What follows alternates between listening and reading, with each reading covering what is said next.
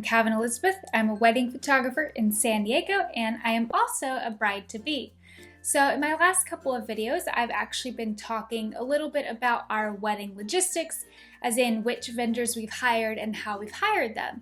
But today I want to do something just a little bit different, a little bit more personal, but still pretty related to weddings. So I have been on quite a long journey to get in better shape, not specifically for my wedding, although that is definitely a motivation for it, but I've been doing this for a little over a year now, and so I wanted to talk about some of the things that I have done to lose a decent amount of weight, but also reduce my body fat percentage and gain muscle so that I look and feel more fit, stronger, leaner, all those sorts of great things for me. Now, I will say that the most important thing for anybody is to feel good about themselves.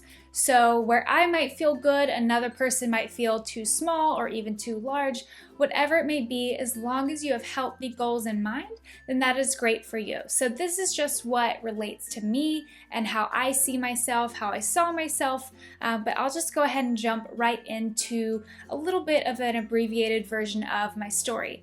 So I've pretty much always been a generally small person. I've just never been super large, but when I got into grad school, I started slowly gaining weight. And eventually, I think towards the end of grad school, I was my heaviest weight that I'd ever been, which compared to right now, I believe is 20, maybe 25 pounds heavier. So that's like quite a significant amount of weight for someone my size. At that point in my life, I hated how I looked. I could not fit into any of my clothes. Everything was too tight, nothing fit. I just felt really terrible about myself, and I didn't even like looking in the mirror. I did not like having pictures taken. And so I got to this point where I said, okay, things really have to change.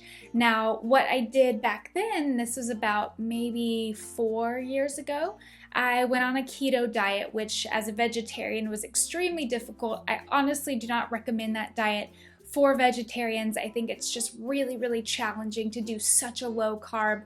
It just was miserable and not sustainable. So I pretty much had lost maybe about 15, 20 pounds. I think about 20 pounds at that point. And that was great. It kind of stayed off for a while, and then I started to gain about maybe 8 pounds back. Last year, after we went to Europe for the month of May, decided that I did not like the way I looked. Now, I am a big sweet tooth person. I love carbs. I love pretty much anything unhealthy. That is just what I am drawn to. Despite the fact that I'm a vegetarian and I love vegetables, I also love desserts, cupcakes, cookies, like whatever. Anyway, I decided that I loved the idea of looking and feeling better more than I love the way those foods taste. So for me, that meant that I needed to do something to not just lose weight, not just feel better about myself, but to set up habits that were going to last throughout my entire life and be something that was sustainable. What I decided to do was to have my body fat tested. And I went to a place called Body Fat Test San Diego. It's actually like a national chain, so you can find different ones in your city. I'll be sure to link their business down below. I have to say that honestly, the first 2 or 3 times I did it was very uncomfortable because I do not like being underwater. It is something with my head being completely submerged that just makes me feel very uncomfortable, makes me feel anxiety, I feel claustrophobic, I just don't like it. So if you're like me, then you might have a little bit of a hard time with this, but the people there are really nice. They will help you through it. They understand this is not easy for everybody, but basically what you do is you're in a bathing suit and you get into this water. And for that place, it's only, I don't know, like 2 feet deep maybe. So it's not bad. You just lie down with a weight belt over your legs, and you're supposed to blow out all your air before you go under. And then once you get under the water, you're supposed to continue blowing out as much air as possible. When you don't think there's any air left, you need to blow out some more, and then finally you come up. And they typically require 2 matching tests to be able to say, okay, you're good to go. So for me, the first 2 times I went, I had to do it 3 times. So I had to go underwater 3 times because the first time was always terrible. I could not hold out very long. but basically I got through it and got my body fat measurements. So I will read those to you guys now. I'm not going to focus on weight because I don't think weight is that important. What I think is much more important is body fat percentage. For me, when I went on June 24th of 2017, I had 19.6 body fat percentage, which is what they consider to be right above the transition line. Healthy range is like below the transition line, which is good.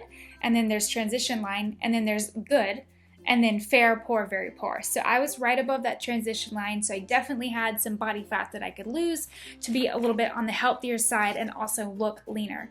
So I basically did that. They told me all my stats. And then this is the important part. They asked me what my goal was. And I told them sort of my general goal weight, but expressing that body fat was way more important to me. And then I told them more along the lines of how I wanted to look. They also asked me what my day-to-day life looked like. Am I sedentary? Do I work at a desk all day? Which, yes, unless I'm out shooting, I am at a desk all day, pretty much. So they asked me that. They also asked me what my workout routine was. So after I gave them this information, what they did was they took what the body fat testing machine said basically my resting caloric rate is. So if I ate that amount of calories every single day based on just my body and not even my activity level, then that is what I would eat to maintain my weight. So in order to lose weight, I have to be in a calorie deficit. So they basically took my goal, like so how fast I wanted to achieve things, and then what my activity level was, and they helped me calculate a number of calories to eat every single day to get to my desired weight in a safe time period. My body had to reacclimate to a lower amount of calories, but once that got going, it was not too bad.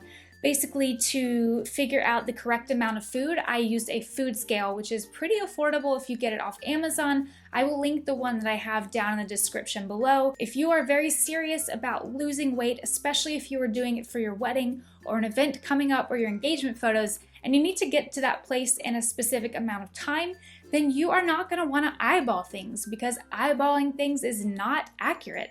You need to be weighing your food, you need to be tracking your calories in an app like MyFitnessPal, which is the one that I use, and that is the way that you are going to adamantly stick to this plan and you are going to see results. If you are not seeing results, that means that you are not doing something correctly. And I think that if you follow the rules, if you stick to your calorie amounts, if you eat good foods, because if you're eating all of your calories in terrible carbs, then you are going to be starving all day. It's not going to last you through the day. So you need to be eating the right foods. You need to stick to the calorie amount that you are given by a professional. And then you also need to be weighing out your food and tracking it so that you can see what is happening over time. So basically I did that for 2 months. And then I went back on August 12th, so about 2 months later, and I had gone from 19.6 to 17.6 body fat percentage. So I lost about 2% body fat in about 2 months, which is great. So that's a pretty steady pace for me. I was not quite at my visual body ideal place just yet. I think that the visual can sometimes take longer to occur. So if you're taking before and after pictures and you really don't see a huge difference between your before and afters at first, like don't just throw in the towel. Think about how your clothes are fitting. Are they fitting a little bit better? Are they fitting looser? Those are great signs. Is your body fat percentage going down? That is great. So don't just focus on exactly how you look in the beginning, because sometimes numbers are changing, but it doesn't quite translate into a dramatic enough result to see it in photos in a shortish amount of time. So just be patient. So basically I did that August test. I went back again 2 months later on October 31st, and I was down to 14.9% body fat. After hearing that number, I was really excited because things were still working, and I did have a cheat meal maybe once a week, which my body fat test guy said that it was totally fine to do that, but just to keep it under control and don't go too crazy. So I was really happy with that 14.9%. I definitely wanted to get a little bit lower, and I knew that I had like a couple more weeks to go on this diet, but that I could kind of scale it back a little bit, add in a bit more calories, because I didn't need to lose as quickly because I was almost towards my goal. And again, like goal is a very subjective thing. So what I might want is very different from what you might want. So to each their own. Like don't ever let somebody tell you that as long as your goal is healthy, that it's wrong, because some people might say, well, oh, Cavin, like you're already really small, you don't need to do anymore. But if I don't love the way that I look just yet, and I have fitness goals that are healthy and attainable, then I'm going to reach those goals. So I'm not going to listen to somebody who says, oh, you shouldn't be doing this. You know, everybody has different perspectives on how people should look and what they want to look like. So again, like, listen to your own goals. As long as you're not trying to be underweight, then I think it is fine to better the way that you feel, better the way that you look, become stronger, become healthier, and create like long lasting, very good, nutritious diet plans that you can easily follow. Let's talk about a setback that I had, because life is always crazy, throws things at you that you are not expecting, and sometimes it can absolutely derail your goals. So around Thanksgiving, I hurt my back really badly. I basically could not walk for about a week and a half. And then after that, I couldn't really exercise at all because I did not want to re-injure myself. So I ended up taking about, I would say, a month and a half to 2 months off of exercise. And in that time, I just kind of stopped tracking my food. I definitely ended up gaining some weight back. I lost some muscle mass as a result. And then by the time I had kind of healed, it was in the holidays and we were traveling a lot, and it was really hard to keep going with everything. And I know that's definitely an excuse. I should have just made myself jump back in there once I was healed, but I just didn't. I got lazy. I got out of the habit. And this is one of those important things that once you set a habit, if you know you have a trip coming up, plan accordingly. Plan to do something. Work in an exercise routine while you're gone. It can be as simple like in your hotel room thing. Like you can do lunges, squats, tricep dips, all those sorts of things. And, you know, have fun. Like have some fun foods and drinks when you're on vacation, but keep it under control, or at least know that if you're going to indulge, you're gonna have to work a little bit harder when you get back to work it off. So I basically decided that about a month ago, I was gonna start getting back into my diet, start cutting off a little bit more fat, and I know that I gained some during the holidays and when I was injured. So I went back on May 11th. My body fat percentage was 15.4%. So again, higher than it was in October, but not too terrible considering all the things that had happened to me. I will do another update for you guys probably in about 2 to 3 weeks when I go back to the body fat test. I'm really hoping that I can lose another like 2 percentage points of body fat. We'll see. If I like the way I look then I will kind of stop and focus on muscle growth. And if I don't, then I'll keep going maybe another week or two and then transition to like a lean bulk.